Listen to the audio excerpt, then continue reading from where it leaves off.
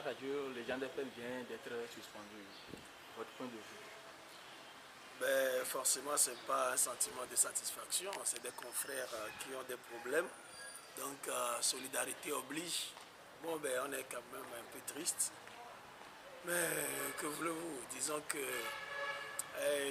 moi, personnellement, je pense que la HAC aurait pu quand même, dans une démarche pédagogique, amener cette radio quelque part à s'assagir si on considère que ce n'est pas une radio très sage. Bon, l'émission incriminée pour laquelle on accuse Radio Légende, moi j'ai suivi l'émission, je n'ai rien trouvé de si dramatique, peut-être quelque chose d'un peu osé, mais dramatique au point où aller fermer la radio. Bon, moi personnellement je ne trouve pas, mais bon, on vient de leur retirer la fréquence, peut-être qu'ils vont plaider, ils vont s'adresser à la justice et la décision sera peut-être annulée, on ne sait pas encore, mais c'est une décision qui n'est pas, selon moi, très sage si on est dans une démarche d'assagir, pas d'assagir, mais de pacifier la société togolaise. Parce que là, actuellement, beaucoup vont se dire, ah tiens, chaque fois qu'on critique le régime, ben, on vous tape dessus. C'est l'impression que ça risque de donner. Sinon, il y a des multitudes de sanctions.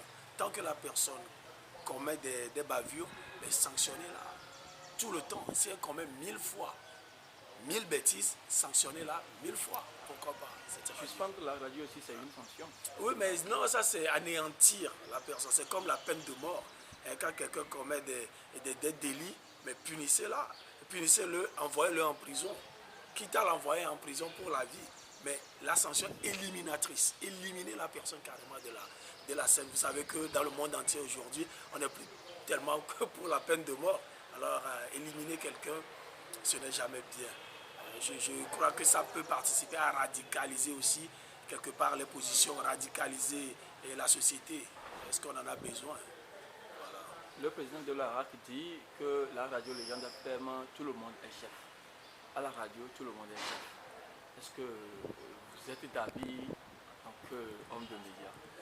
Non, mais est-ce qu'il appartient au président de la RAC de dire qui est chef dans une boîte? Non, normalement, vous avez votre entreprise, vous-même, vous savez comment votre entreprise est structurée. Il n'appartient pas à une institution de l'État de venir dire que vous êtes mal organisé, tout le monde est chef, il y a des... Comment, il y a beaucoup de choses, non. C'est une cuisine interne et on ne saurait fermer une radio pour ça non plus. Vous êtes mal organisé, nous vous fermons. Une radio, avant tout, c'est une entreprise. Vous avez votre entreprise et puis quelqu'un vient dire mais vous n'êtes pas très bien organisé, nous vous fermons. Non. Aidez peut-être les gens à s'organiser mieux. Aidez-les. Hein. Il y a des pays où on aide même financièrement à ce que les radios se relèvent, à ce que les télés ne disparaissent pas. Mais pourquoi chez nous on doit être enclin à fermer, à détruire? Moi je ne suis pas tellement pour ça. Et n'est-ce pas la radio vient de donner la raison à tous ceux qui disent que depuis un certain temps, la radio Légende FM est dans les collimateurs du pouvoir?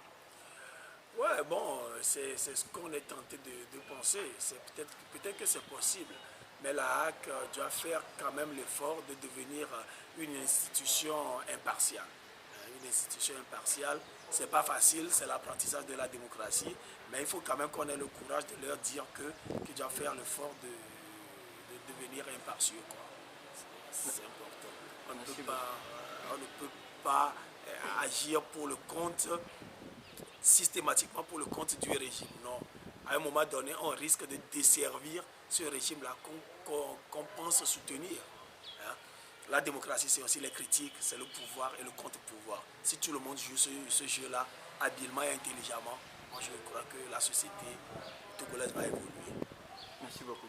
C'est moi qui vous remercie.